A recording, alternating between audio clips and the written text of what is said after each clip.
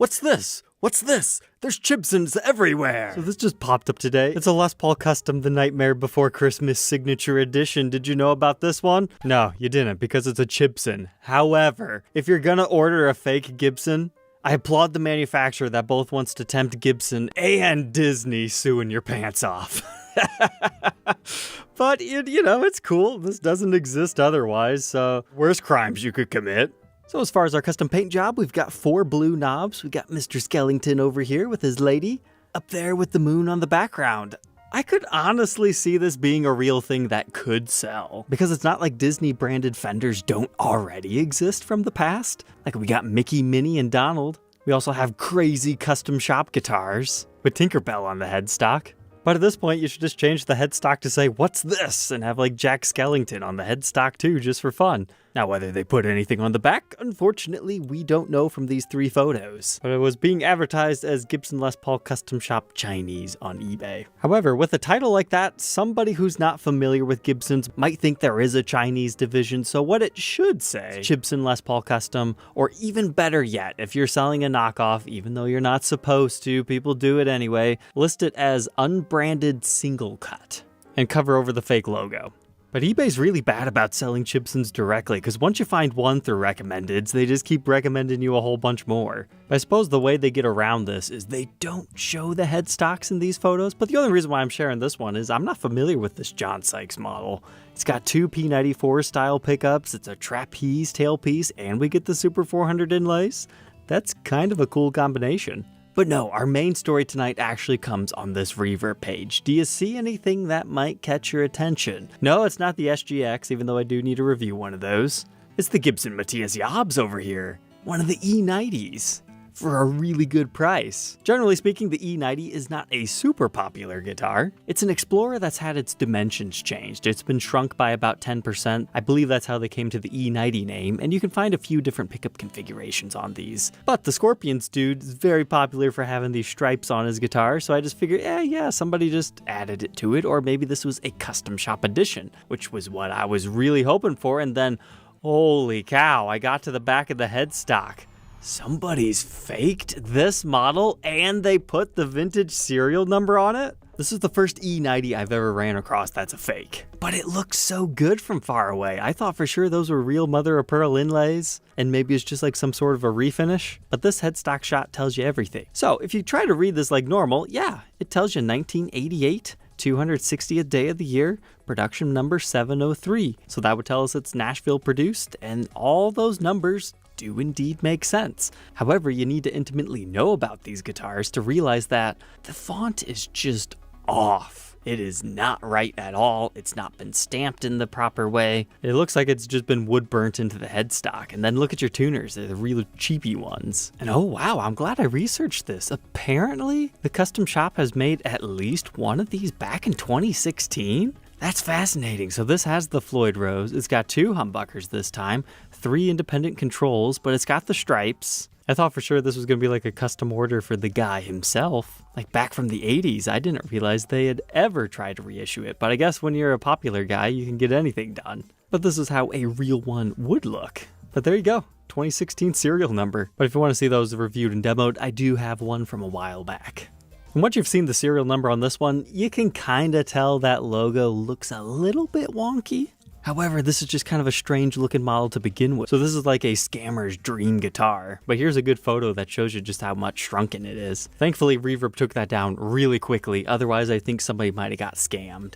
But also on the same page was an interesting Les Paul special from the early 2000s. So I had to click on this because look, Alnico 5 staple pickup somebody threw in here. That is a lot of fun. But did you notice it's a mini humbucker?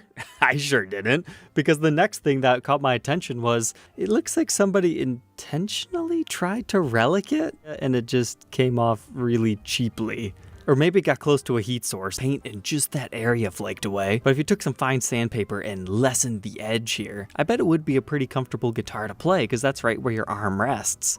Maybe that's why somebody did it. But the modifications they did here, that's a unique combo. Alnico 5 and mini humbucker, I'd like to hear that one. But this is one of those very shortly lived small trapezoid inlaid guitars. I should probably get one of these to review one day, just because, you know, we know about small block inlays from like SGs and whatnot, but small trapezoid trapezoids, that's just a small niche late 90s, early 2000s type thing. I fully understand why they no longer use them. But this appears to have been somebody's player. However, if you want it, you have to be in California because it's a local pickup situation only. But this also caught my attention. One of the George St. Pierres. These are historically known for being some of the ugliest Les Pauls to have ever been birthed. However, some of them are so ugly they become beautiful, and then there's a few really nice ones. I have this gold paisley one in my collection, and they did a few different hues of that, but they really do range from zombie viruses to roses and thorns to other strange dot patterns. They're not all the same, but they'll speak to different people.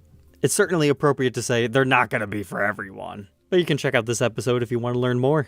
So when this one popped up for sale today, I thought, for one of the lesser traditional ones, this one looks pretty good in this photo set. I like the way his name really stands out on this one, due to the gold being over top of the black. It's kind of got this evil rose thorn type thing going on. But it's kind of like the original Paisley Tellies. I do believe it's actually a cloth material and then they finish over top of it. So the tie-dyeing pattern, I believe, was applied to the cloth before they put it on there. It's an interesting way to get a limited edition 90s Les Paul standard, because that's all they are. They're not custom shop, they were just regular USA standards. They were individually numbered, so that's kind of cool, but more so a collector's piece. However, they did get a special case, and what's cool about this particular example is I didn't even know it was possible to get a COA on one of these. It doesn't look like it's specific to this particular run. However, it does appear to be filled out to this guitar. Those are the early days of the COAs. I thought this was a cool thing. It talks about the whole history about how this guy was just working for Gibson. He had his whole side business, and then he pitched it to Henry, and he was like, yeah, let's do it. 103 of them. But this one is available for $6,000, which is far from the worst asking price I've ever seen, especially since it looks like it's got a professional photo shoot. That looks like how Gibson does it, so I believe that could be original to the guitar. So it looks like on Reverb, we currently have another photo of a different one with the exact same setup. I'm not sure if all of those had that. But Rumbleseat also listed one about 3 months ago. However, I actually unironically do enjoy this one. It reminds me of like a desert, or maybe even a creme brulee that's been stirred up or something. It's a little bit tastier than all the others, because you gotta remember, it's all over the guitar. I suppose you might even be able to say it's like a rattlesnake skin. And the name does not pop out as much on this particular one, if that's more to your styling. That one also appears to have the original case. So it's a very flat feeling one, but it says the Gibson at the top right there, without any other branding on it. And it's got one of those Supreme style looped handles, before those things came out, but it's kind of like the Jimmy Page interior Les Paul cases. It's green, and you get the case shroud, including the headstock wedge for better or worse. But that is one of the coolest things about these, regardless of whether you like the artistic styling of them or not. Here's another listing out of Bulgaria, running along similar vibes. It said Les Paul Handmade. They're using keyword abuse to get people to see it before Reverb takes it down. But I thought, hey, that's kind of an interesting oakish looking top. So I had to click on it just to see exactly what it is. Now, if you're curious, do oak top Les Pauls actually exist? Yes, there was at least one limited edition done around 2008. It's a Les Paul historic reissue, but not only does it have the oak top with the unique wood grain, but it's also a carina body and neck. That's one of those cool guitars I probably should have kept, but I sold it for what I thought was the right price, and I kind of wanted to use that money to eventually find the other exotic top version, which is a Koa top. But they said it's handmade. Now the pickups do look of decent quality, from what we can see right here anyway, but then once you get to the back, that's where it all just kind of starts to fall apart. But then when you get to the neck, it's like, I don't know, this just kind of looks like a Chinese parts thing that somebody slapped together doing the best that they could. It certainly doesn't look homemade from scratch, but they do have some decent hardware on it. But definitely has the typical Chibson nut and binding. So I think handmade might be being stretched a little bit here, but it was still kind of cool. Hey, Troglodytes, I think that's enough fun for tonight. Don't forget to like, comment, and subscribe, and we'll catch you tomorrow on the next one. Take care.